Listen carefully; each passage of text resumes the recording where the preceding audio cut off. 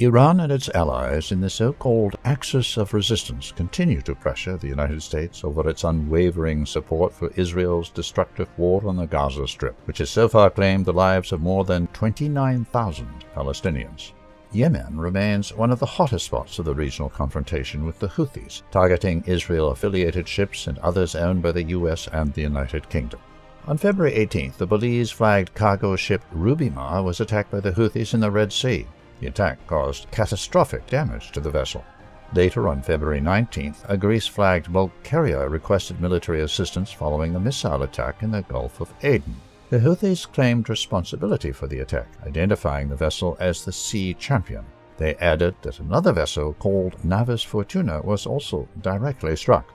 On the same day, the Houthis shot down an MQ-9 Reaper combat drone of the U.S. Air Force over the Red Sea. And on February 20th, France announced that it shot down 2 Houthi drones over the Red Sea, while the U.S. Central Command announced the downing of 10 other drones and a cruise missile targeting the USS Laboon. The Houthis claimed that they attacked the southernmost Israeli city of Eilat and a number of American warships in the Red Sea and Arabian Sea with drones. The attacks highlighted the failure of the American-British military campaign against Yemen. Dozens of strikes hit Houthi-controlled areas in recent weeks, yet the group's capabilities appear to be intact. In Iraq and Syria, the Axis of Resistance actually scaled down attacks on U.S. forces in an attempt to prevent Washington from expanding its operations in the region.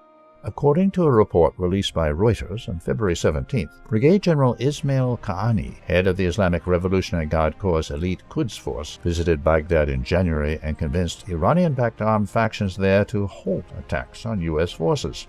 Despite the Axis of Resistance's attempt to contain the confrontation, Israel escalated strikes against Hezbollah, killing 11 civilians, including women and children, in southern Lebanon on February 14th after one of its soldiers was killed and 8 others were wounded in a rocket attack on a base near the northern Israeli town of Safad.